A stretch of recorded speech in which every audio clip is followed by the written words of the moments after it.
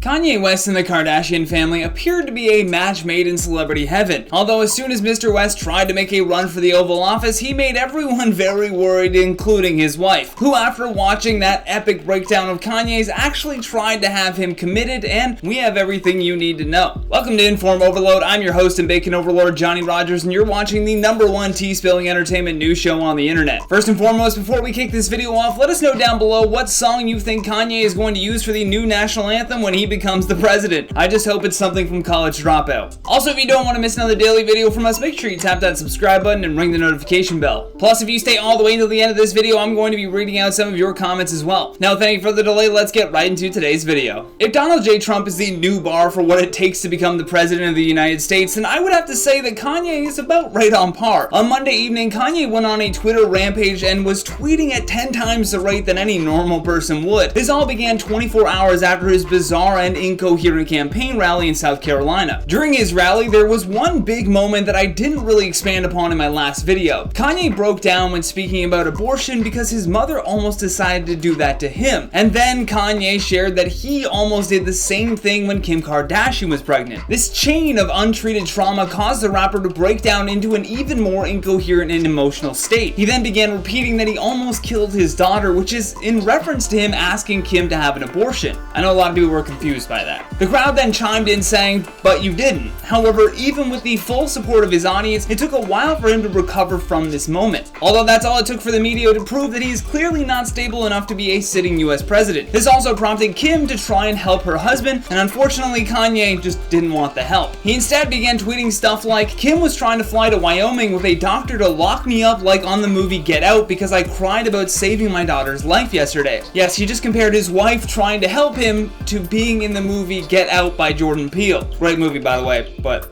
nonetheless, crazy statement. The Twitter rant didn't stop there, though. He also said, "I put my life on my God that North's mom would never photograph her doing Playboy, and that's on God. I'm at the ranch, come and get me?" He then followed up that tweet with, "Everybody knows the movie Get Out is about me." Did he just watch this movie? Okay, either Kanye knows something about the Kardashians that we don't, or he has genuinely been off his medication for so long that we are witnessing a bipolar episode on a grand scale. Back in 2016, when Kanye experienced a similar breakdown, TMZ learned that there had been an erratic pattern in the medication that he was taking. In 2018, he told TMZ in their office that the reason he had this breakdown was due to him getting hooked on opioids after he had liposuction. Apparently, he was so worried that the tabloids would make fun of his weight that he went and got liposuction done. Although to deal with the pain, he was then prescribed these painkillers. After his team told him that he shouldn't be taking those, he stopped completely, but then just ended up in the hospital, which resulted in being prescribed more medication. I think he said he was taking like 2 pills a day, and then when he left the hospital, he was taking like 7 pills a day. So it's clear that Kanye has just popped so many pills that his brain just is chemically unbalanced right now, and anytime he ingests something, it just sends him into chaos. Although this also instilled an inherent fear in Kanye that any pills he takes are bad for him. So when it comes to his bipolar medication, where maybe he's supposed to take 3 pills a day, he might do 1 a week, if that. Now, just going back to his tweets for a second here, you gotta start to wonder if the Kardashians are going to want to separate themselves from him if he continues to refuse help.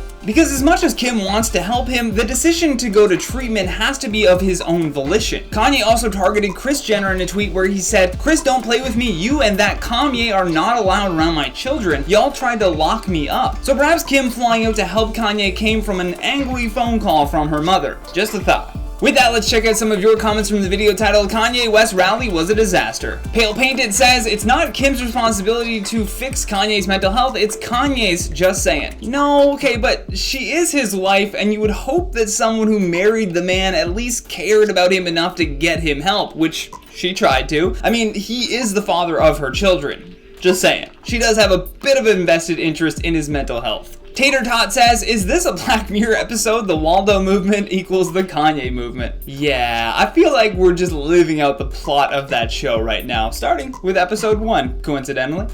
Rozzy with the braid says, "He is either doing this as a publicity stunt or his team sabotaged him." Could be a little bit of both. You know, there could be people in his camp that are like, "This guy's crazy, we need to shut this down. Turn down the volume, Steve." Alyssa Reed says, "You're mistaken, the sound guys, they all quit after 3 minutes into it, hence the audio."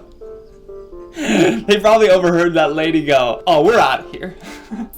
But I like this narrative of the video much more. Mr. Spicy Cat says, bruh, the pulling out thing. I love sneaking in jokes like that, and if you got offended by it, then the joke wasn't for you. It was for people like Mr. Spicy Cat. Anyways, that's all I have for you today. Thank you so much for watching, and thank you to our editing team for all of their hard work. If you enjoyed this video, then please show us some love here by tapping that like and subscribe button. Plus, don't forget to leave us a comment down below with your thoughts on Kanye's mental state. And for more videos like this one, all you gotta do is tap that playlist when it pops up. From InformOverload, my name is the Bacon Overlord, Johnny Rogers, and until next time, stay classy. With that, let's check out some of your comments from the video titled So used to saying top 10.